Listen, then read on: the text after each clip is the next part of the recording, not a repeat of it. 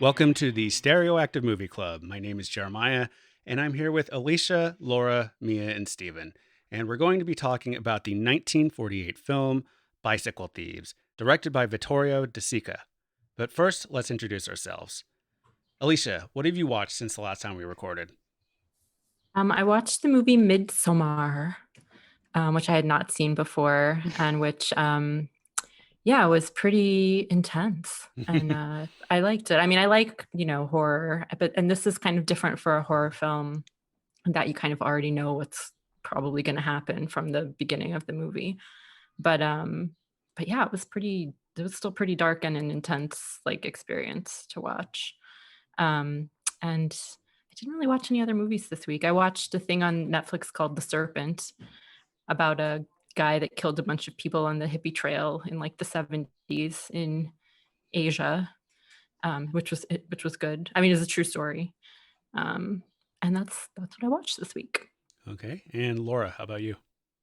I watched Beverly Hills Cop, and then right after it, I watched Beverly Hills Cop 2. And it was fun to cross compare.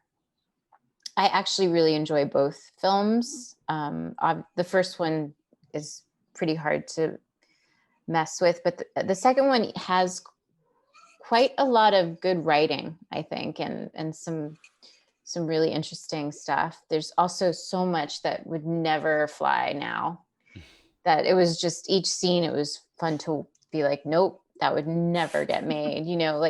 For instance, in the second one, Eddie Murphy kept referring to Brigitte Nielsen as that big bitch, over and over again. I mean, and that was one of the lesser things, but it was just, nope, not going to happen. And I also stand by this, even though people don't agree with me. A young Paul Reiser in Beverly Hills Cop 2 really reminds me of Bradley Cooper. I think that they had interesting similarities.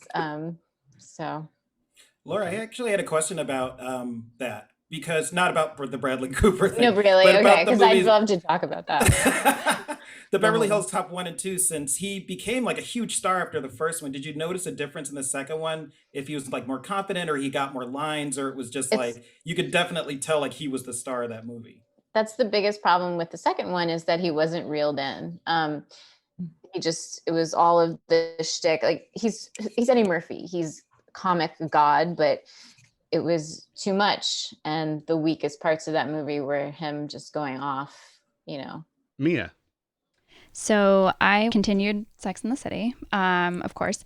And then I also watched Quo Vadis Aida, if I'm pronouncing that correctly, which is really good. It was nominated for Best International Film at the Academy Awards. And it's excellent. It's really, really sad, but fit in. It was my answer to our question for later, so I'm not going to spoil that now. But just really good. If you haven't seen it, highly recommend it. And then spoiler for what Jeremiah is going to talk about, but we went to a freaking movie theater for the first time in 12, 13 months, something like that, and saw Scott Pilgrim vs. the World. So sorry, Laura, but that was fun. Yeah. I'd never seen it on the big screen before, and so that was just that much more of a crazy, intense experience seeing it.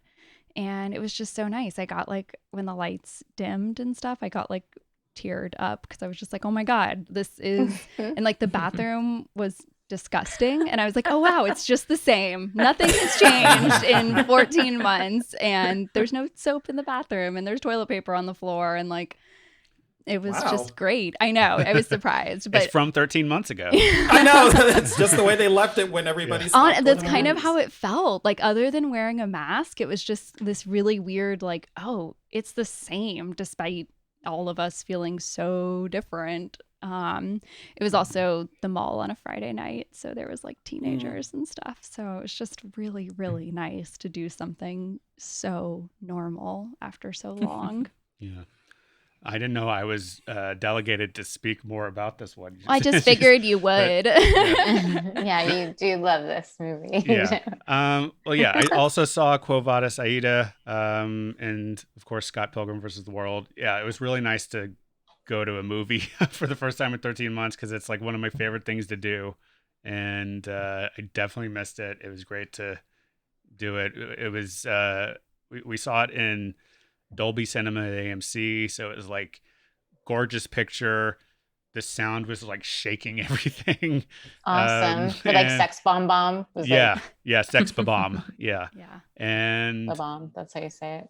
Can I pause for a sec? I was just going to say, so just for the record, too, we both are fully vaccinated. My mom listens to this, so I'll say the spacing was good. We wore masks the whole time. We were very careful. So don't worry, Mom. yeah, yeah. I was going to mention that we are vaccinated. We don't endorse going to the movies unless you're being safe as you can be, which we would say means being vaccinated. But also, I just want to say, AMC, like, say what you will about big movie chains or whatever, but it was about as safe an experience as you could have under the circumstances. You know, they blocked off seats so that you weren't close to anybody else and that sort of thing. So I felt comfortable there, even after being vaccinated and all that.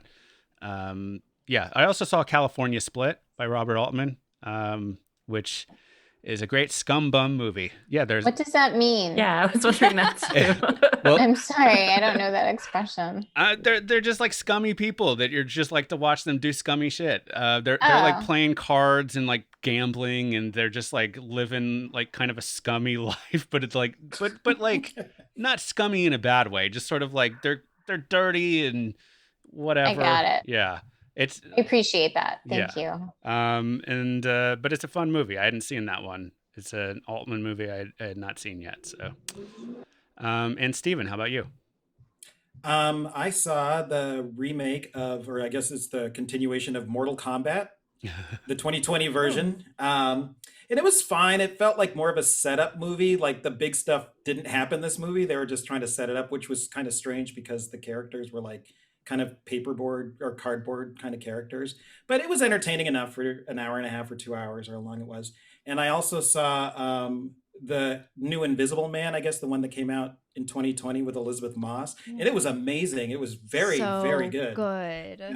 Yeah, I was pleasantly surprised, and I've seen her in just a few things, but she really carried that movie. She was so good and she was so believable that it kind of carried it through. And I forgot about the plot holes. Just the way that it was shot too is very atmospheric, and you just felt tense watching it. So I really recommend it if anybody hasn't seen it. It's very good. Will you come over and I'll watch it with you there? It's one of those movies I don't want to watch alone. Fair enough. Yeah, full disclosure, I've also been fully vaccinated. So I think we all have. We all have, right? Oh, We've all been yeah. vaccinated. Yeah. Oh yeah, I'll do it. We're a fully vaccinated podcast. Yeah. So, Oh, hey, so yeah. come on over. Steven, that was the last movie I saw in theaters. I've been really wanting to rewatch it, so I'm glad that you saw it, Steven. But I think both of you had talked about how much you liked it, and I just never got around to it. So I just said, you know what? I'm just going to watch this on Friday night while I'm recovering from my second COVID shot. Solid. So for those who may not have listened to the show before, this is a podcast where the five of us are discussing movies that have appeared on Sight and Sound Magazine's poll of the greatest movies ever made that comes out every 10 years. The next poll will be out in 2022, so we're basically using that as our prompt to watch some classic movies ahead of it. We invite listeners to take part in the discussions by watching along and sharing their opinions in our Facebook group, by emailing, or by leaving a voice message on our anchor.fm show page. And again, this time we're talking about Bicycle Thieves. But before we get into the history and background of the movie, what did each of us know about the movie going into this viewing? Who's seen it before? Or what were you expecting, if anything?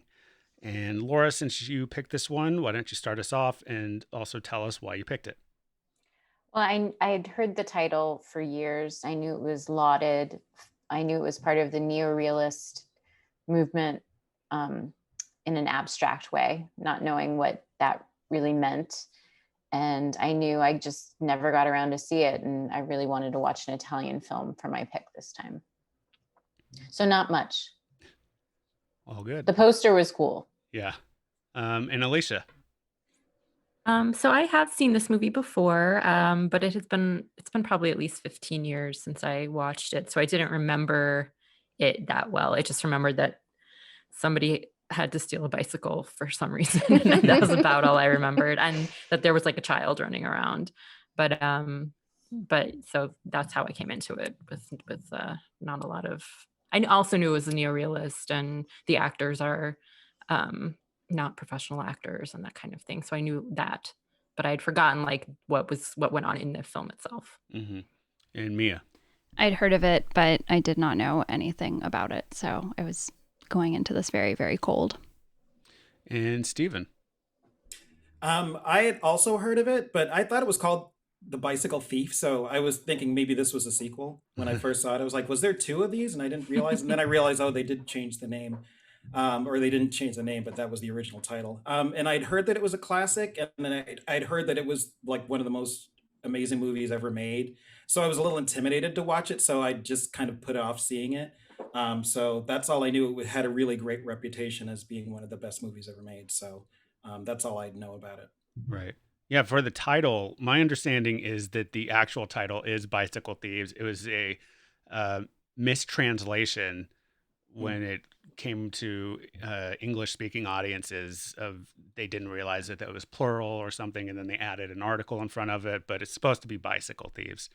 And I saw it, I think, in high school when I was first starting to get into movies, and I just get every VHS of a classic film I could find at the library or at like Hollywood Video or whatever. I don't think I've seen it all the way through in one sitting since then, but I definitely saw plenty of clips and scenes from it in school, in like film classes and all, because it's definitely one of those go-to movies that they use as examples of so many things. So, as I've mentioned in previous episodes, when I was first seriously getting into movies, I got this book called The Ultimate Encyclopedia of the Movies. And it's the way I first found out about a lot of movies. So, I'd like to read the entry for Bicycle Thieves. And to be clear, the more subjective parts, if there are any, aren't for me. And maybe we'll want to discuss those points as we get into our group discussion in a little bit. A deceptively simple story about Antonio, a long unemployed man struggling to keep his family alive, whose happiness at finding a job gives way to despair when his precious bicycle, on which the job depends, is stolen. He and his young son Bruno tramp the streets of Rome looking for the thief. De Sica's neo-realistic treatment combined with Cesar Zavattini's script give the story the true resonance of tragedy. Bicycle Thieves' richness lies in the telling detail it gives of the lives of its characters and of post-war Rome itself. The hungry crowd of men competing for work outside the unemployment office, the pawn shop where the wife pawns her sheets to raise money for her husband to redeem his bicycle, the streets, the flea markets, and the poverty-stricken, overcrowded tenements where Antonio and the child desperately search for the stolen bicycle, and the restaurant where a wealthy family stuff themselves while father and son share a simple meal at a nearby table. All the while we see in their faces the looming specter of no work, no money, no food if the bicycle is not found. All the performers, including Majorani as Antonio and Stiola, heartrending as a little boy, are non-professional, and the whole film is seared through with a sense of honesty, supported by the documentary-style truth of the black and white camera work, which induces pity and anger for the character's plight. The film won a special Oscar in 1949 for Best Foreign Film. So the movie was released in Italy in November of 1948 and opened in the United States in December of the following year.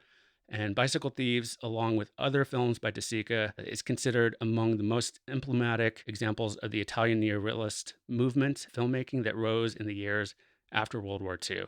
As part of that movement, it was greeted with what I would sum up as somewhat mixed to positive reviews in Italy, with critics comparing it to other works of the movement and measuring it up to certain principles established therein. The reception outside of Italy, especially in France and the United States, was largely laudatory, as the film and movement it was a part of were praised as groundbreaking and important.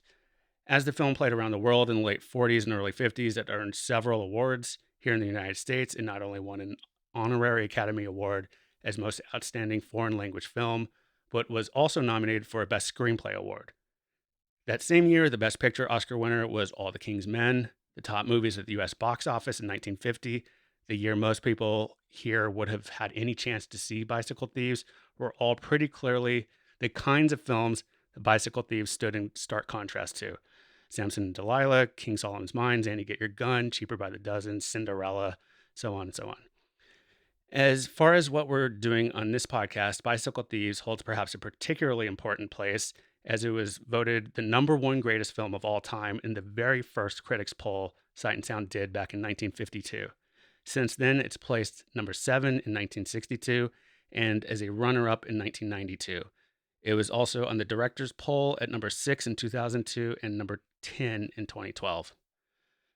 So, Laura, since this was your pick, why don't you start us off with your thoughts on the film? Did it live up to your expectations or memories? I thought it was mildly devastating, very beautifully shot. It was just really, an impressive film. Yes, it lived up and surpassed all of my expectations. I think that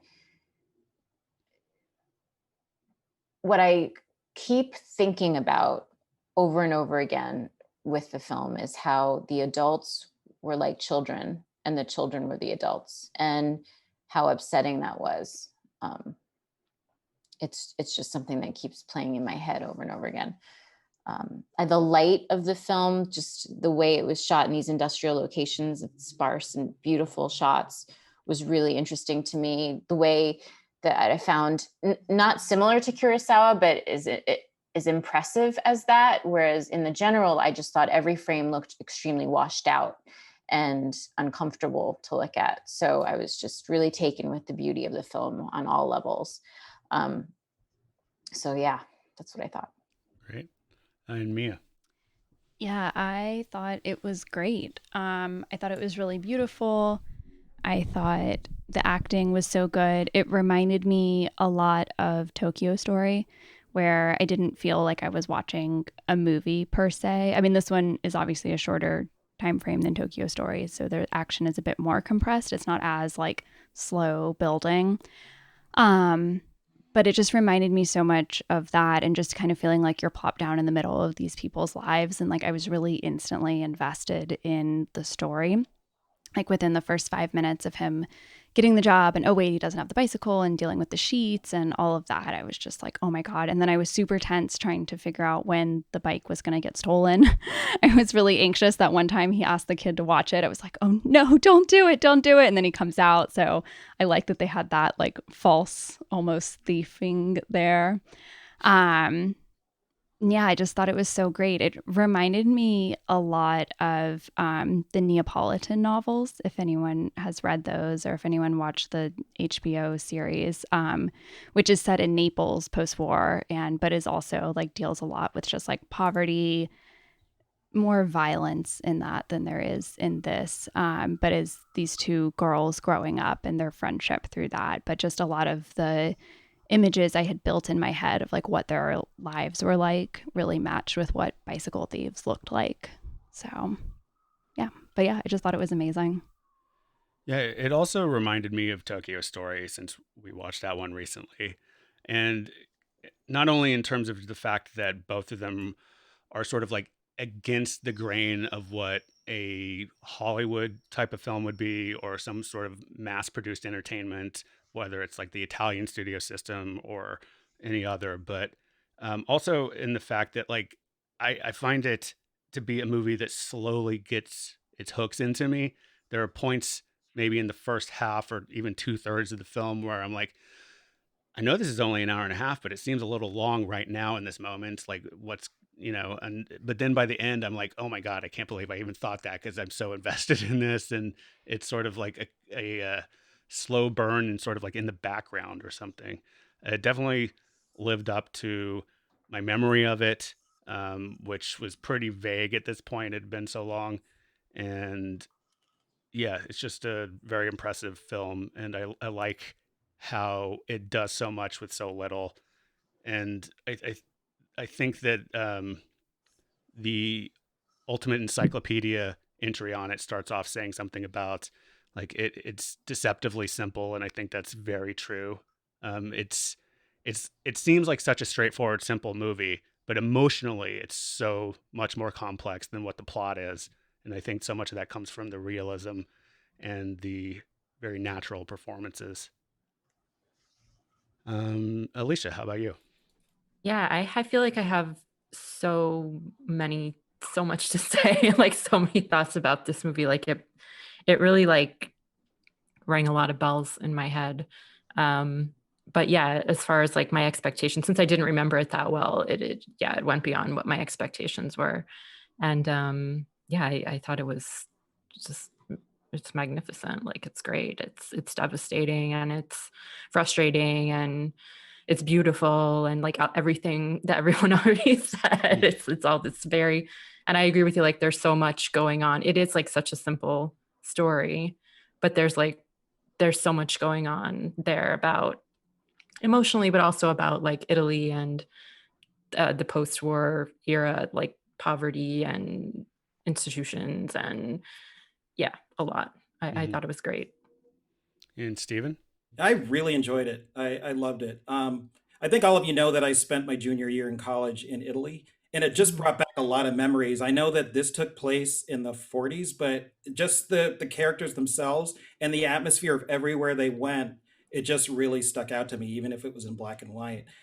Just because the characterizations of just the people on the sidewalk or the people that you'd meet, and it wasn't the Rome that you would see when you were visiting it if you were just there for a week, just visiting and being a tourist. It was like you saw the real places where people would eat, or you go to the markets, and every character and every person that was there just felt real. And I think that that was part of the neorealism moment, because all the people were not actors, but they were people.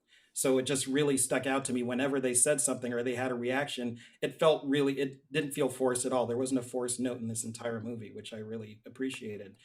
And I loved how simple the story was, because it was so relatable and you just felt for him every single time, the main character and even the son, and how they were next to each other.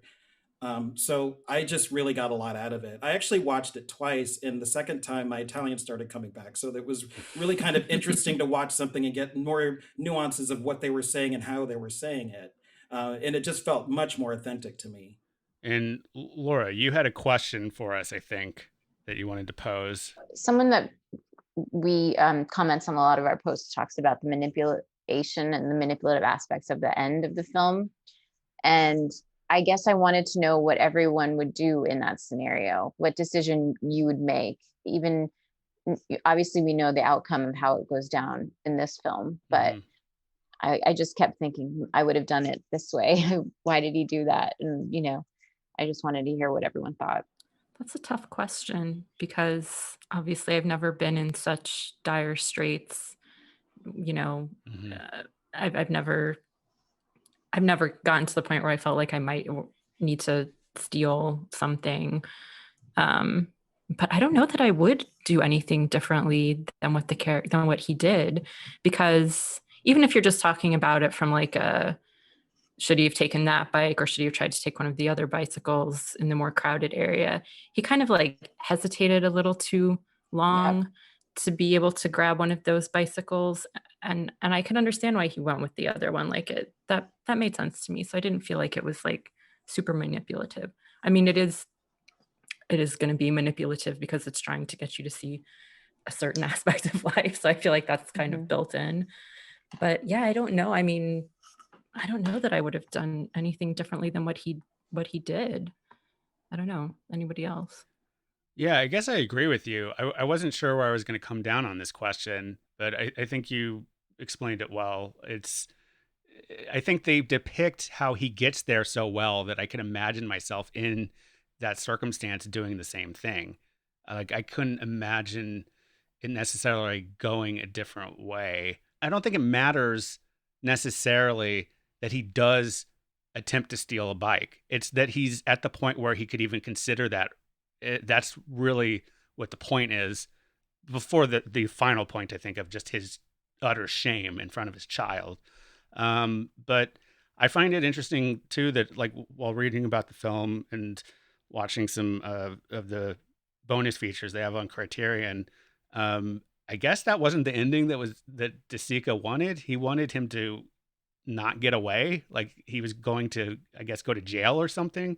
And I think that would have kind of, I'm glad they didn't do that. I think that would have been terrible. But at the time, the movie was criticized for being too sentimental, and it was, I think, largely because of the ending that they had where he gets away with it. But I would argue again that I don't think he does get away with it.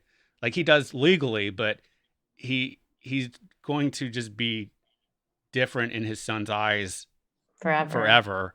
At this point. But I also think that there's a moment of growth for his son where he's like, I can't believe that my dad had to do this. I don't think it's just about him being ashamed of his dad. I think he feels ashamed because he did this in front of his son. But I think the son is kind of, I interpreted it as he's starting to understand the depths that his father had to go to, you know, provide. I would have to say that I disagree with that, and that for the film, to me, was the image of the father was unraveling throughout the entire film for the son. Sure. And that every step that he made was the wrong one. And the immature decision, the bad decision. Alicia talked about the hesitation, hitting the kid, you know.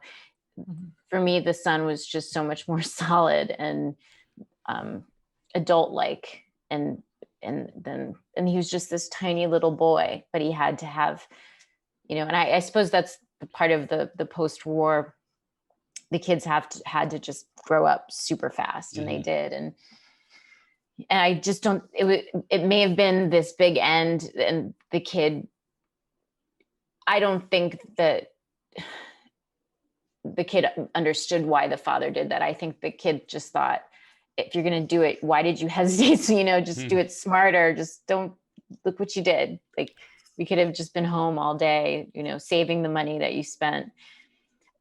I don't know. That's sort of where I went with it. Right. I understand what you're saying, but I think the moment where they're holding hands, I thought that was supposed to be the son sort of being like, I haven't been really understanding why you've been dealing with this and the way you've been dealing with it all day. And then I thought there was like a moment of recognition there at the end where he seems to kind of be more, I don't know if it's forgiving or understanding or both of those or something else, but there seems to be like a little bit of a shift, I thought, on the son's part. But I think what you're saying is totally true, that's his attitude towards his father up until then. I think that hand holding was the pinnacle of just knowing that his father is a very flawed man, and he loved it, and he's his, and he's so glad he didn't go to jail. But, you know, he really screwed up. Everything he did today was just, he was just he just failed him. I saw that scene and took it in a different way. I kind of agree with both of you. I think the more interesting thing to me, I mean, I think it's ambivalent for me. Like, it could have gone either way. I could see the son understanding because he is presented throughout the movie as pretty much the only adult in the room in a lot of cases, except for the wife. But of course, I think we're shown throughout that the father continuously fails him. Like, when they go to the market and he's kind of wandering around on his own, and the like sex pest kind of guy is like bothering him. Sex pest. I love that. What a term. Oh my God. It's horrifying. And then what happens? There's a time when he like trips and almost falls, and the father doesn't notice. He does fall. Right. Yeah. Maybe he does fall. Yeah. He's like, what happened to you? He's like, I fell, yeah, Dad. That's right. And then he kind of wanders, he lets him wander off, or he sends him off. And then he thinks for a minute that he's drowned because there's like a drowning happening. And he's like, oh my God, like, he's being just as careless with the son as he, not that he was particularly careless, but he was a little careless with the bicycle too. And he's being just as careless with the son. So I do feel like the son definitely probably has some kind of different understanding of his father by the end of the movie, whether it's like disappointment or sympathy or some kind of weird like combination of both of those things. I definitely think it's a story that has that in it. Yeah, you see at the beginning of the movie when he was telling him about the bike, and he's like, you didn't tell the guy when he gave you the bike back that it was this. And the son had paid much more attention to the bike than the dad even did, and the dad was really desperate to get it back. So I kind of understand that. Yeah, I didn't answer Laura's question. I can understand why he would do that, but I don't know if I necessarily would have. So I wasn't really sure if the question was like, for my morals, would I have done something like that? And I don't think, from my perspective, I would be able to do that, because I understood what it was like to feel that way when somebody took my bike and what I went through. So I don't know if I could do that knowing that I would do that to somebody else. But from his perspective, I could understand why he would do that because he did go through all the channels to try to get his bike back. And at every turn, everybody failed him. And he had to do it himself with the help of his son, but, went to the police. He even found the guy and they were like, well, you don't have any proof. It's your word against these guys and they might retaliate against you. So that he was kind of at his wit's end, like society just wasn't helpful for him and he wanted to take it into his own hands. And then they were going to go back and punish him, but he was going to get punished by the same people that were like him. So I don't think he ended up winning that. Right. I wanted to make a point really quick to Alicia's point of all the times the father failed him. The one scene to me that was the pinnacle of failure was after he was trying to buy the kid food to help to soothe things, and then just told the kid all his problems and just was pouring like 100%. Yeah. All the things kids should never be burdened with. And he said it all at that moment with this, like, to this beautiful child who's just finally getting some sort of love from his dad. And that's where it all just fell apart. And you can't redeem yourself after something like that.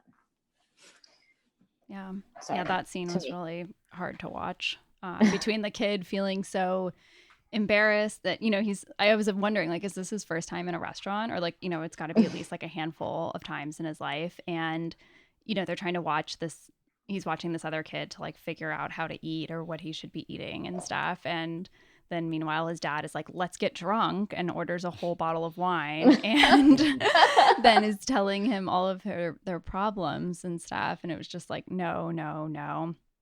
In terms of what you would have done in the situation, I definitely would have taken the bike personally. I guess I kind of interpreted post-war Rome, and maybe this is also just because I've read the Neapolitan novels that I was talking about earlier, and it is very much like this kind of vibe of like dog eat dog. Like, someone took your bike, okay, you got to get one somehow, somewhere, and you can't like be, not that there wasn't like kindness, like his friend who goes and helps him search and all of that, but like the system is clearly against you, and so you have to work outside of the system. And it's like, he doesn't have money to get another bike. No one is helping him. Like, no authorities or anything are helping him locate his bike. He's done all he can. I would have hopped on that bike and I would have pedaled a lot faster than he did. Like, that was one thing that kind of bothered me. It's like, he didn't seem like he was going that fast. And the whole time when they would see the guy who he had taken the bike or other people, he would just like walk behind them for so long. And I was just like, no, grab this person and interrogate them right now. Like, why aren't you just going for it? So I guess that was just part of his character, of this more like slightly lackadaisical or calmer approach to things. Or inept. Or just inept or something. But I assume, in terms of the taking like the one bike that was off on its own versus one of the other ones, I guess I just assumed that all the ones that were together were like locked up or being watched in some way. Because otherwise, why would hundreds of people just leave their bikes? Like, you would come out of the soccer match and they would all be gone. But that could just be me thinking about like how hundreds of bikes look locked up today. And then, the one off somewhere by itself. But yeah, I agree with a lot of what you're saying, Lora. I thought just like the whole time it was like, no, this isn't how you treat a child. And I know that like life was a lot different 70 years ago. And I think I agree, like kids had to grow up fast in that era. Who knows everything? How old, did they ever say how old he was? 6, 7? I don't think they did. Okay. He had a full-time job, though. I mean, he was at a gas station, and he was getting dressed for work just like his father was. So I just felt like he was on his father's level, and that's the way his father treated him. Even though, maybe he shouldn't have, but I felt like his father felt like he was more of an equal. And so whenever he would act out, he was kind of surprised that his son was like upset. Like when he slapped him, he's like, "Why are you upset?" Like, because he didn't feel like he was his child. He just felt like he was like on his level. So Right. And I'd be curious, someone like a contemporary at the time watching it, because just in terms of like how we think of like an 8-year-old today, whereas like, in this time it's like, all right, go, you need a job, you need to support the family. But yeah, it was very devastating. The scene where he's hesitating to take the bike, at first I was interpreting that as like he was kind of planning to try to take the single bike and blend into the crowd as people came out. But then that didn't kind of pay off, so I guess that's not what was happening, or he just like lost his nerve to do it. I don't. Did anyone else think that, or did I sort of like invent that? I think he was just hesitating because he was scared. Yes. Okay. And I think that's where he failed, Right. honestly. Mhm. I think that's where as an audience, like a spectator, I think we all think karmically he was owed a bike. Mm-hmm. He deserved it. And on some level, I think I wanted him to get away with it. And that hesitation made it almost impossible to get away with it. I didn't think it had anything to do with the crowd personally. Okay. Alicia? I was interested that Mia mentioned that this man's character is kind of lackadaisical or hesitant or whatever. Like he is kind of like this, he's kind of like already defeated from the very beginning of the movie. Yeah. You're catching him at like hopefully one of the worst times of his life, and not like at a time where things are like better or on par with what has normally been, although maybe that is the case. But I kind of looked at him as like a stand-in for just kind of Italy itself after the war. Like it's defeated. It doesn't know what its future is, what the future holds, where to turn to for like, it's kind of like, it was part of the like freer countries, if you're looking at like the US versus the USSR after World War II, and like who kind of took over which parts of Europe. It was part of like the free so-called world, but it was like not doing great. Like its government collapsed, its economy collapsed. So I think that there was a lot of just uncertainty and on the part of probably a lot of the Italian people at the time, especially those that were like caught up in poverty anyway. Yeah, I was thinking about that too, Alicia, of just like, it's funny because you think of Italy now, and I think at least of like, oh, like, this incredible history of art and culture and food and like this amazing country. But for so long, it was like really, really poor and just really devastated. Also, when you were talking, it reminded me of the very beginning of the film when he's like, I forget exactly what he's doing, but it's like just sitting in the field while all the other men are like, I need work.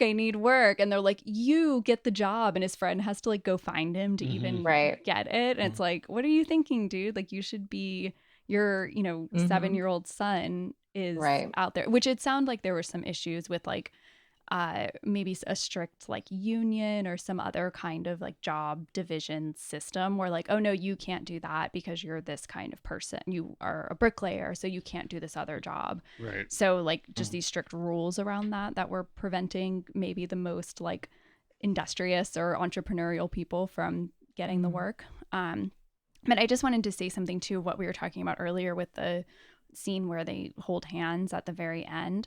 I guess the way I interpreted that is, to me, like, despite everything throughout this movie and all the ways that the dad just screws up and fails his son over and over again, I think I interpreted it as just a complicated father-son relationship where the son still loves him and still cares about him despite all of these things. And, I'm sure we've all had those moments in our lives where it's like you see your parents probably not as they want you to see them, whether they're like yelling at someone else on the road or something more serious or something. But, and it's like but you still care about them, of course. You still love them. You see them as the whole being. So that was my thoughts on it. And also just him like wanting to like comfort his dad in this really low, humiliating moment. Yeah. So did anybody think that he didn't pedal away from the bike because he was conflicted about it and that's why he wasn't like going full bore? That's what I was thinking. And that's why he got caught, because he really kind of wanted to get caught because he knew he was doing something that would affect somebody else. I could see that. I think he was just inept and failed. I think the hesitation in the beginning is really where it all went wrong. And it just sort of, the fear kind of just went with it. I don't know. I didn't notice him pedaling especially slow as much as just not knowing what he was doing. Yeah, I kind of took this as movie logic, where it's like the guy at the start was pedaling as hard as he can, and that's enough to get away. And here it's not, because that's what needed to happen for the plot point. That's really what I just thought it was. There was never a moment where I was thinking like he wants to get caught. You know, Maybe he does though. I wasn't really thinking that either. I was just more like, come on, dude, like move your ass. Yeah, yeah, she was. Literally. But also I wonder though if maybe on some, I mean, I think there's at least an argument to be made for an interpretation of him being like, please put me in jail, feed me, like give me an escape from this constant like worrying. But he seemed like he really loved his wife, and so I don't think he'd want to leave her. He had a kid at home. He just looked very anguished up until that scene, like he didn't want to do it, but he did want to do it. So that's what made me think of that, just because of his inner turmoil to me. So that's why I felt like he wasn't fully on board with what he was doing. He was sort of like, why am I doing this? Why am I doing this? When he was pedaling. So yeah. I'm not saying you're wrong. I was just saying like that wasn't something that occurred to me in the moment of watching it. It's an interesting idea for sure. A desperate man, you know. I thought, to Mia's point about the union, I think it's a really interesting way the film deals with the rules of the union, which we all know is code for the mob, and how much that must have. I mean, you know, I forgot this movie was in Italy. But I'm sure. I mean, the mafia was huge and that time, and there must have been so many different rules. And I mean, you could see it the way with the mob mentality of the entire film and how dangerous it was and how he was in the right, but the entire neighborhood that knew the kid rallied around him. And that's why I think the film has a plural in the name of Thieves, because they all helped him steal this bike, this kid. I think they know who this kid was, you know? So it was just, I don't know. It was just something I thought of, and the film doesn't go directly into it, but it's sort of underneath it. Yeah. Throughout. I hadn't thought about that. Alicia? See, I thought of the unions. I didn't think of a mob angle at all, and not to say that that's not in there. It just didn't occur to me. But I thought of the unions and the police station and the church as just like institutions that have failed society, and so you could say like the first thief that stole his bicycle was a crime of opportunity and he had ill intentions or whatever the case may be. We don't really know, but that when he tried to steal the bike, he was coming from like this place of desperation. But really they're both coming from a place where institutions have failed them and they're stuck in this cycle that they can't get out of. And so they turn to these other means. It's both that I think the institutions are failing them, but are also just like not even interested in trying to be a solution.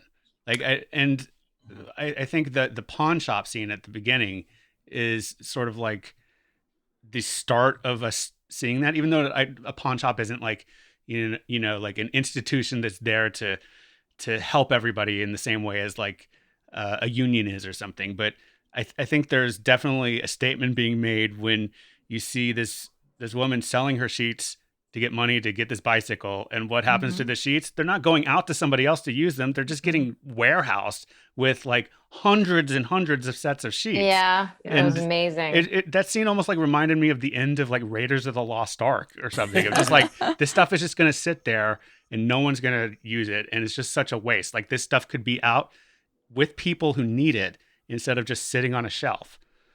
And same for the bikes too, you know? Okay, yeah. I have like 8 points, so just working backwards. So yeah, I was actually confused because I was like, okay, if they have so many sheets here, how is this pawn shop in business? Like, who is bankrolling this? Like, isn't the whole thing that like people come and buy stuff? And that's, yeah, so question number 1 right there. Also, in terms of the mob, I wasn't thinking about that with the jobs, but I did wonder a few times with the film, like his friend who helps them look for the bike. Yeah. I was like, is he, because like first of all, sanitation. So, and second of all, just like, he goes to him, he seems like, okay, you're like this big guy in the neighborhood, or in their block or whatever. So I wondered that. And then in the scene later on, when he and his son are basically getting chased out of that other neighborhood, there's a couple guys in the crowd who are talking to him who are like really well dressed and stuff. And so I also just kind of figured like, oh, this must be like this neighborhood's mafia honcho or whatever, or maybe not like head honcho, but you know what I mean, his captain or whatever. One thing too that I thought was interesting, just in terms of like Italy coming out of a fascist period and being in this post-war time, is when he goes to his friend to help him find the bike, he sits in on a community meeting or something for a few minutes, and they're talking about, we don't just need jobs, we need a big public works program, which is like obviously like the like this super like anti-fascist, like, okay, we need like socialism essentially here. So I thought that was interesting too, just with like the politics of the time. It actually reminded me, I mean, I thought I drew some parallels just to what we're kind of going through in this country right now with the pandemic and the last 4 years of Trumpism, or whatever you want to call it. Like, I feel like we're kind of experiencing like a little bit of a crime wave right now. I don't know if that's nationwide or just like in New York or what, but I feel like we're seeing like gun violence and stuff like more and more often. And we're hearing about people lining up for food banks and that kind of thing. And I drew the parallel just because I was like, well, people hit their breaking point under circumstances like this. And however you want to look at it, whether institutions failed you by keeping things locked down for too long or by not keeping them locked down enough, it gets to the point where it pits people against each other. And the way that we're trying to work ourselves out of it is through a massive public works program. Yeah. Infrastructure week. Trying to push yeah, I know. I was thinking infrastructure week. Infrastructure decade. I was thinking similarly, Alicia, like, oh wow, there's definitely parallels with today. Yesterday in Austin, there was an election on a bunch of propositions. And the one that was like the big hot topic passed, unfortunately, and it basically prohibits camping in the parks in the city, and in many areas of the city even prohibits like sitting or lying down. And Austin has a huge unhoused population. I don't know how many people it is, but in 2018 or 2019 they repealed the camping ban. And it's like, you go to any park and you see tents, you go under the overpasses, you see them. It's really bad. But the idea was like, let's make this more visible so people are hopefully motivated to do something about it. But instead it went this other way.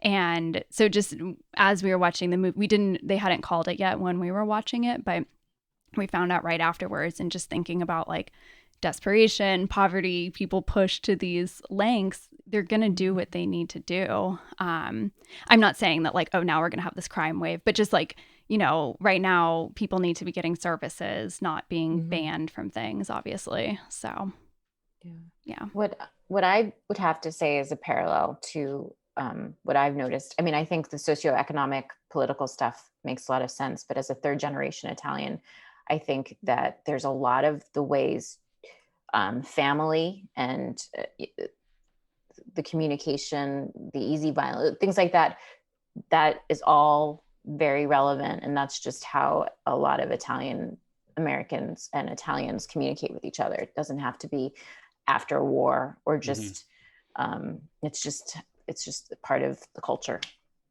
Do we want to talk more broadly about the Italian neo-realist movement or any of that sort of thing? I think it's such an important thing to talk about. I am not that schooled on it. They were trying to show like a more realistic version of what was going on in the country at the time, as opposed to like what we've kind of mentioned, like the glossy, like Roman holiday types of movies that came out. I guess those came out a little bit later, but it's just sort of these films then fell out of favor, and especially with our next film, I think, Antonioni, and it's just that it's sort of the second kind of a different a reaction to the neorealism. That Mhm. is an interesting timing that we're going to see those in succession. Yeah. Yeah, I was thinking about that, how we're watching that one after this one. I'm not sure that I would say that they fell out of favor so much as they morphed into different things. I think including in some ways what Antonioni was doing. I think people picked up different elements and ran with them in different ways. And I think it spread around the world and inspired other realist movements in other countries. I was kind of thinking of it from this perspective too. Of the movies we've watched for the podcast so far, to my mind, I think this is the one that you can most clearly point to as like this directly influenced so much that came after it, because or not this movie necessarily on its own, but as the part of the movement that it is a part of, that movement changed the way so many people make movies. Like they weren't the first ones to necessarily go out in the street and shoot outside of a studio, but people looked at what they were doing and the way they were doing it and emulated it around the world and through the decades. And it's still something you can see very clearly in different film industries around the world today, like even here, like Florida Project or something. Like it's such a clear line from neo-realist cinema to something like that. Or even like early Jim Jarmusch films, I think, where it's just like, we're just going to watch people be, you know? Not necessarily the same social implications there, but that's kind of what I'm getting at with like it. People picked up certain parts of it and ran with it. I think that that's an incredible point, and I don't disagree with your thesis, but I think that yes, I disagree that yes, these did fall out of favor on some level. People wanted more hope in their films, and Sure. so that's my one point there. Yeah, I guess I was thinking more of like the style of filmmaking didn't fall out of favor. I see. Perpetuated and just grew in some ways. But yeah, I think you might be right about like, especially with what you're talking about with Antonioni and other Italian films, especially like Fellini, where it's like there's a joy throughout the films that I would not say is there in the Antonioni films I've seen. Those are pretty bleak. But Fellini and other filmmakers with their surrealist bent and like bringing this fun element to it. And then spaghetti westerns, even like Italian cinema went in these more fun, entertaining directions after this, that I still think kind of grew out of what was happening here. But I think it also led to just like what art house cinema is today, like with Jarmusch and other filmmakers, where I don't think you get indie films of the 80s and 90s without like neo-realists kind of proving the concept in advance of them, you know? Because like before that, you still sort of had to be at least connected to a studio in some way to really get something made and distributed. And this, I think, did so much to change that game. Agreed. Yeah, it seems like a very experimental style of filmmaking. I mean, correct me, I don't know that much about it, but like, yeah, using untrained actors and All shooting in these locations. spaces. The locations that are kind of just as you come across them. So I would agree with that too. And I wonder if we wouldn't even have some reality television nowadays. This is why we have the Kardashians. Right. Yeah, Maybe not that, because of the but- bicycle thieves. Yeah. That'd Greatest be a movie thesis of I all would read. time. I would love to read it. It's a straight line. Yeah. But I think part of it was due to necessity too. Like I don't think the studios were in great shape, like physically, to go shoot in after the war, because they suffered a lot during the war. So I think like Cinecittà had to be sort of basically rebuilt in the years after the war. Like I'm not saying it was like completely dysfunctional or anything, but it did reopen later in a bigger way. So like I just wonder how much people needed to go shoot in the streets because they couldn't shoot in a studio even if they wanted to. Well, I don't know for how long, but at least immediately after the war, it was a refugee camp. Was so, it? Yeah. Okay. So I think at least for some time, they literally couldn't use it. And I don't know if I assume it was just like a sentence I read somewhere. I didn't go super deep on this, but I assumed it was people in Italy whose towns, villages, homes had been destroyed and were relocated there. Do we want to talk about our favorite moments, scenes, or other elements of the film? I just loved that kid. He was so incredible. I'm going to second that. That was what I was going to say pretty much. That kid is great. I'll go ahead and change my answer just to be different, though. I think the dad deserves a little more credit than he's been getting in this. Like, I think that performance is so good. Like, you just see every worry and tense moment on his face in such a remarkable way. I think it's a great performance. My favorite scene was actually when they were in the restaurant. And they were just, that was kind of a moment of levity, and that you could see that he was just trying to like do right by his son at least this once, even though it degenerated into what it was with them getting drunk and him saying like, being really down on himself. But it was just kind of like a nice kind of break in what he was doing, saying like, well, if I'm gonna, what is it? If I kill myself anyway with worrying, I might as well be dead anyway. So, just live for the moment for now. You're with your son, you're spending time with him. It's a good moment for you. So that was my favorite. I also really liked the restaurant scene, but since Steven said it, I really liked the mom. I thought like she was just really great. I wish she'd been in more of the movie, but just the scene she was in, I thought she was incredible. Does anyone know? Because I know the dad and the son were untrained actors. Was she also? She couldn't have been with that hair. Right? I know. Her hair was great. I do want to say that almost every other person in the film, I was like, well, that looks like my cousin Christina, or that looks like my cousin Brent. I just really, I actually annoyed the person I was watching the film with by saying it too much. But yeah, she didn't, I don't think she was trained, but I don't know. Yeah, I liked the restaurant scene too. I was really having a hard time deciding on what my like favorite scene or sequence is. I think because it's just so like heartbreaking the whole way through that it's really hard. But it's also so beautifully shot the whole way through that it's hard to choose a favorite from that too.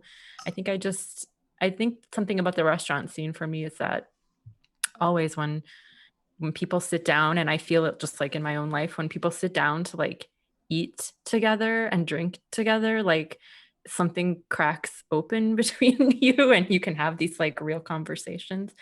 So although of course he shouldn't have been putting all that on his child, it was nice to like have a rest from the constant like search that was ongoing, and to just sort of see him let his open up his thoughts. So I liked that. I was also just gonna say too, at the beginning, before the bike gets stolen, when he and his wife are just like biking around and he's telling, I'm gonna get this money, and they have and it's like this moment of optimism that something's gonna happen. So it's so short-lived, but they just seemed like it's like for this day, their concerns about their family are lifted. They see a way out of their poverty, and I just thought that was like really beautiful and happy, and just them being in love and riding on a bike together. I'm also going to just go ahead and call out the last scene again, because that it really hits me when they're walking away after he's been let off the hook for stealing the bike. And again, that's like the moment where I realize how much the movie has sort of hit me hard. I love how it's just all about a fucking bike. And it's not like they didn't have to go into space. They didn't have to like chase someone around the world. The tension and the stakes around this bike were so high, and you just feel it like in your gut by the end of the movie. And I think it's just so impressive that it's just this small little story that feels so big. And that's where I feel it the most, is right in that last moment. Well, the whole movie, it's just like everybody who had bikes, you just were like stabbed a little bit every time you saw how much, the bike means to everybody. And when I lived in Italy, like everybody in every walk of life was riding bikes. Even if you were in like a 3-piece suit, or you were going to the office and you were in heels, you'd see people on bikes. So I just felt like it's such an integral part of their lives that when it's gone, you just notice, and it's just heartbreaking. It's awful. Right. I liked too about that final scene that before it ends, they kind of blend in with the crowd. I liked that because it kind of it hit home for me that like this is just one small story amongst all these people that are going through who knows what. Everyone's life has like these big stakes for them, but yeah, it could just be about something as small as a bicycle, but it's huge in their lives. So I liked that too. So I feel like we've largely been answering this question, but has the movie, as far as you're concerned, stood the test of time, and do you think it still resonates today? I think it does. I think we've kind of been talking about that. And it also makes you think that like the simple stories are the best ones as long as you have, really compelling characters and an atmosphere where, the atmosphere itself is the story as well. And you kind of go on a journey with somebody over something. And it kind of, in a funny way, made me think of Pee-wee's Big Adventure because that was another story about a bike. Yep. And that was as simple as him trying to get it back, and yet it became like this huge kind of movie. I know it's a kind of weird comparison, but it doesn't necessarily have to be that complicated for it to resonate with people. And everybody's dealt with loss like that before, so I feel like it really did stand the test of time with that. According to Wikipedia, this was a big influence on Pee-wee's Big Adventure. So, Oh, not so crazy, Stephen. okay. I need to start reading the Wikipedia page before Yeah, that's how you find out all these like read this. random one sentence facts about maybe facts about things. But yeah, I definitely think it stood the test of time. I think it's like such a classic story. They could, I hope they don't, but this movie could be updated tomorrow about, oh my God, my computer got stolen, or something like that, and like how your whole world hinges. I think they have updated it. Yeah, it's been remade. Yeah, anyways, I think it totally still resonates. I think it's just an amazing classic film that obviously is just really important for the influence it had as the style and the concept of the movie too, beyond just like the actual story. But I also think the story is timeless. I think it's just incredible. I don't know if I would say it's like the greatest movie ever made, but I totally get why they did consider it that in one of these polls. So 2 thumbs up. To me, it's just not a question. It's Right. just, so I don't want to waste, Yeah, I feel like We're Everyone's wasting our time. listeners' time right now. Yeah, I'm sorry. Like, not that I mean that in any weird. Yep, shut up, Laura. I agree. Of course, it stands up. And I also just wanted to say that I also did love the performance of the Antonio, I guess is the main character. Yeah, like for being an untrained actor, like so amazing. His face was so expressive. I couldn't believe it. Like I was like, forgot how great this guy was. And he didn't get much work after this. Oh, Had a wow, really that's difficult sad. life after this. Mm. So anyway, just want to shout out to him. Another shout out to him. Right. So what's the definition of untrained? Does it mean like you've never acted before at all? He had never acted before. Oh, okay. Like I he was had wondering- no. Yeah. He was like from a factory. Like he saw I think the director saw him like working in a factory and hired him. And the kid got the job just from hanging out until he annoyed people enough that they put him in the movie. That's fucking great. Yeah. Yeah.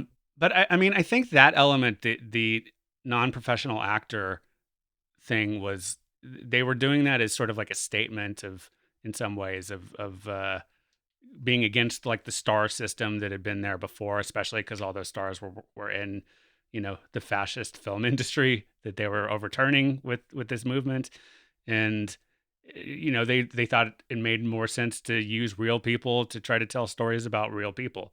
But I'm not sure if there's a strict definition. I think in this case, yeah, these people hadn't acted before, but in other cases, maybe they were like people who'd done some acting, but not in a movie, or, weren't like formally trained or hadn't been big stars or something like that. And they did bring some stars back. I was watching this special feature about the film where this guy who's an expert on Italian neorealism talked about how like other filmmakers would bring in big stars of the previous era and put them in these roles against type as sort of like a stunt casting thing, is how I took it, at least, to just sort of like overturn people's expectations about what that character was going to be, and to sort of invest something in them because people would recognize this actor and be like, oh, this must be important or something. I did think the man who played the father did an amazing job in sort of like a John Cazale way, like just the failure and the patheticness, like it was just evident on his face, and it was incredible. It's just was so palpable that it was hard. Yeah. And obviously upsetting to me. I think it'll be interesting when we watch Grapes of Wrath. Whenever, I don't think we picked that yet. Yeah. But it just thinking about it now, like this kind of reminded me a lot of that movie in a way. So, yeah. Should we go to your bonus? I picked our bonus question this time around, so I'll just go ahead and ask it.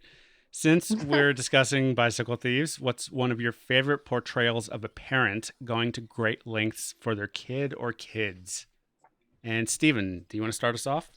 My movie was Taken. That was in 2008.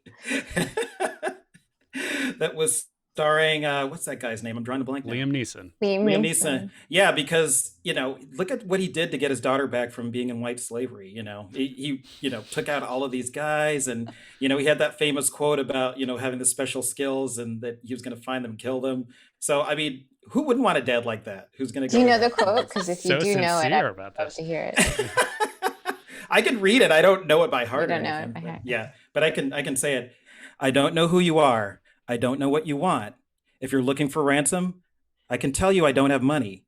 But what I do have is a very particular set of skills. Skills that I have acquired over a very long career. Skills that make me a nightmare for people like you. If you let my daughter go, that'll be the end of it. I will not look for you. I will not pursue you. But if you don't, I will look for you. I will find you. And I will kill you. Damn. I like the leaning into the mic for that. It Thanks. was good. No, I wanted that. Thank you, Steven. Alicia, how about you? I by the time I saw the question, so many great answers had been posted on the Facebook group that I was kind of like, God, I couldn't even think of anything else. You had a good one, though. Well, yeah, that's why I posted what I posted, was because I was like, all the good ones are taken. Mrs. Doubtfire, he does a lot for, to try to be around his kids in that movie. But and then the other one that I mentioned was Raising Arizona, which is I just love that movie. It's so funny and it's like such a fun ride. And he's just trying to keep his family together, his family unit together, even though he does it all the wrong ways. But it's just a great fun movie. Yeah. And Laura? In terms of endearment, they have a complicated relationship throughout the whole film.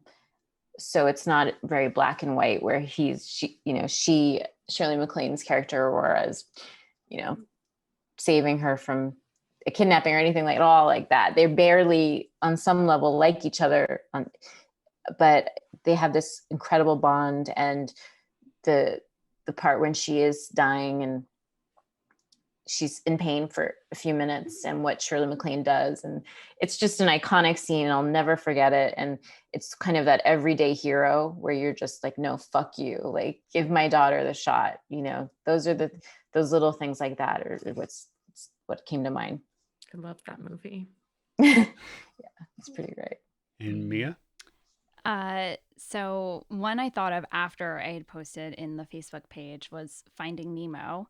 And because, I was like, okay, we're being really serious with a lot of these answers here. And I was surprised no one had posted that, honestly. Yeah, I almost posted again later, but then I was like, no, I'm going to save it for the show. But yeah, Finding Nemo, so cute, so good. So just going to the literal ends of the ocean to find your son who didn't listen and touched the butt and got scooped up. So yeah. Albert Brooks. Yeah. Did you have another one? In the Facebook group, I said, now you're going to make me say this again. Quo Vadis Aida. Yeah, I don't know why. Quo. I want to say qua. Quo Vadis Aida. Yeah, so fucking sad. And yeah, see it. What did we watch it on? It's on Hulu. It's on Hulu. But right, so it's about Srebrenica, and it follows this woman who is from the town. And this is during the Bosnian War, and she's a UN translator. It's as the shit is hitting the fan, and she's trying to make sure that her husband and her two sons are taken care of. And she's like, that's her focus. That's what the movie's about.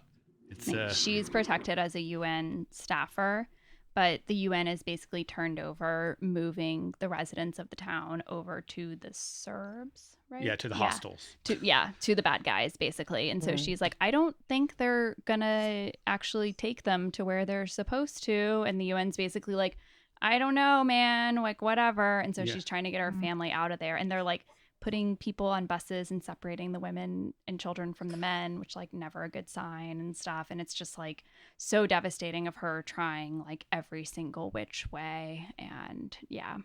highly recommend. Grab some tissues though, because it's painful. And it's like this just happened in 1995. Like this is not ancient history, you know. I remember. Yeah. So anyways, it's just sad. Yeah, but it's a very good movie, despite it being devastatingly sad. Yeah. Watch that, then watch Finding Nemo and Little palate cleanser there. yeah, some balance. So the first answer I had for this question was Unforgiven, because this guy goes back to the life he doesn't want to go back to get some scratch together so his kids will be able to live, basically, because he's failed at the life he's trying to give them. But then after I saw Alicia's answer about Mrs. Doubtfire, I was like, oh, I was thinking of like what good things had people done, and I hadn't really thought about like what creepy, weird, bad things had people done in movies. And so that kind of took me towards the path of a second answer, the Royal Tenenbaums, which you could argue ends up coming out right in the end. But like he goes in with all the wrong intentions and wrong motives and all that. But we also had a lot of really great answers from our Facebook group. So I'll share those real quick. Charlie had a few. He said, In the Name of the Father, which I think is a great answer. I mean, it's almost there in the title. Troop Beverly Hills, which I like that as a pick. I hadn't thought about that, but it totally fits. And The Birdcage. I liked that a lot. Yeah. Birdcage is a great That answer. movie's so good. And then Amy said House of Sand and Fog, which, I don't remember that movie very well, but I remember it being like another like devastating film about parents and children. And Sid said The Road, which is based on the McCarthy book. Yeah. And I've never seen it, but Me neither. Knowing the premise of it, I get it. Has anyone here seen The Road? I read the book, but I don't remember it. I could not hang with the book. It was just too bleak for me. I bought it, was like super excited to read it, and then it was just like, I can't do this. I think it was like at a time where other shit was happening in the world, and I was just like, this is too dark. I can't do it. I get it. Yeah, I've never been able to finish it either. Yeah. And then Michelle had what I thought was a great answer, maybe a little outside of the box, which I love because it's a surrogate parent. Yeah. Aliens. Yeah. And this kind of made me realize how, and people were doing this in the Facebook group, and we kind of did it here, especially Steven. So many of these movies with these parents doing these things for their kids come with great quotes. And I don't think it gets better than "Get away from her, you bitch." But then that quote is taken and used in a Harry Potter movie. Is it? In a similar instance. They say bitch in Harry Potter? Get away from my daughter, you bitch. Yeah, where really? Something like that. Mrs. Weasley is protecting her kid from wow. Lestrange. Bellatrix. Lestrange. Yeah. And so it's just so funny how things get mutated and it's awesome, actually. Yeah. It's in the book too, like that line in the Harry Potter book. She says, "Stay away from my daughter, you bitch," or "Not my daughter, you bitch," or something like that. Which even when I read the book, I was like, Mrs. Weasley. Right? Because it's more Ripley than you. Yeah. It didn't quite fit. That's got to be inspired by Ripley, right? I think so. Of course it has to be. Okay. I think so. I mean, I haven't read the book or seen that movie, so I wouldn't know for sure. But I was also surprised that no one took this in the direction of like Mommy, Dead, and Dearest kind of things. I figured at least like one person would do that kind of thing. Or like The Others or something. Yeah, something. But maybe next time. smart. I also, inspired by this, I made Jeremiah sit through this conversation with me about favorite portrayals of pets going to extreme lengths, like Homeward Bound and stuff like that. So just food for thought for a future question. If we watch if I don't know if any of these movies. But what is like, there start. besides Homeward Bound? The entire Benji canon. What was that dog? What was that dog reincarnation movie that came out? A dog's purpose. A dog's journey or dog's dog's purpose. Yes, something there like you that. go. yeah, there's a that. whole genre. I'm missing of these. There's also There's there's a like lot. Homeward Bound, and then there's The Incredible Journey. The Incredible Journey, yes, like the lesser one. Yeah. Wow. And then there's just like animals in real life that travel hundreds and thousands of miles to be reunited with their people. I'll dig up some more for you, Laura. But yeah, You're so adorable right now. animals. You really are. So, our next episode is Alicia's second pick. Alicia, do you want to remind us what that will be? Sure, it's La Ventura by Antonioni, and I really don't know very much about it, but it looks cool. Right. Well, for our listeners, that was released in 1960, and it is available to watch, as of now anyway, on HBO Max, Criterion Channel, or Canopy with a subscription. You can also rent it on Amazon or Vudu, but it looks like that's it. Or, go buy a Blu-ray or something if that's your thing. So that's it for this episode of the Stereoactive Movie Club. We invite you to join us in our Facebook group at facebook.com/groups/Stereoactive Movie Club. You can also email us at stereoactivemovieclub@gmail.com, or you can send us a voice message on our show page at anchor.fm/Stereoactive Movie Club. And thank you everyone for listening. This podcast is produced by Stereoactive Media.